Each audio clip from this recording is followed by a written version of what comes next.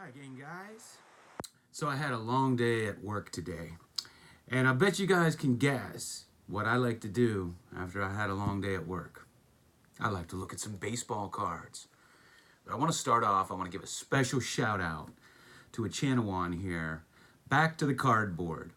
That's a great name, and I don't think I have to write it down for you. It's pretty easy to remember. Back to the Cardboard. I think this is his channel is newer.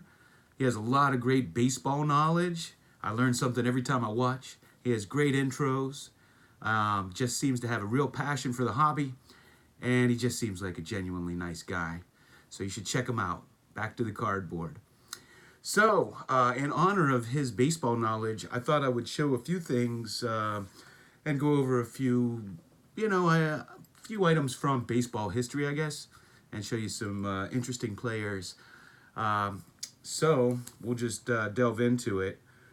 So Don Cardwell, this guy holds the distinction of being the only player to get traded and throw a no-hitter on his first day with his new team. He was traded to the Cubs for Tony Taylor, and his first game was against St. Louis, and he threw a no-hitter.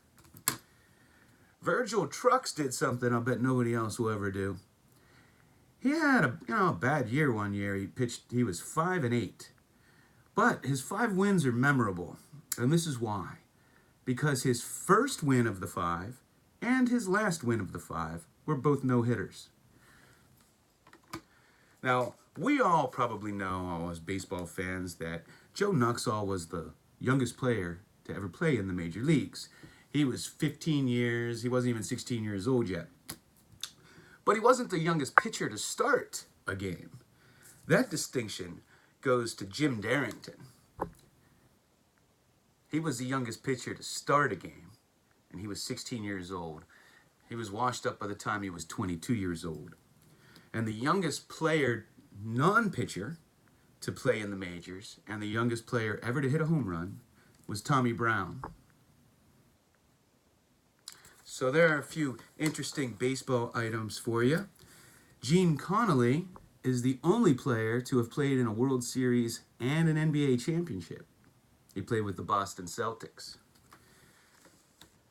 Sam Bird is the only player to have played in a World Series and a Masters tournament. And I'm going to give you an interesting fact about my man Roberto Clemente.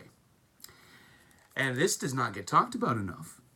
Do you know that Roberto Clemente is the only player in history to hit an inside-the-park grand slam walk-off home run? Only player in history to do it. He also held the Pirates' record for most consecutive games starting a career as a rookie, most consecutive games with a hit. Barry Bonds gave a run at him, but came, several games short. Until a few years ago when this guy, Gregory Polanco, broke it. So now he holds that record with the Pirates. Something else about Roberto Clemente you might not know is that he had a hit in every World Series game he ever played in. And we're not talking about, 2 or 3 World Series games.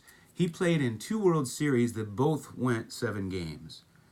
So he got a hit in all 14 of the World Series games he played in. He and Lou Gehrig are the only 2 players that did not have to wait the mandatory 5 years to enter the Hall of Fame. And of course, we have the only known spy to ever play in the majors, Moe Berg. So I just wanted to give you those little tidbits of information and tell you to check out Back to the Cardboard. Thanks for watching.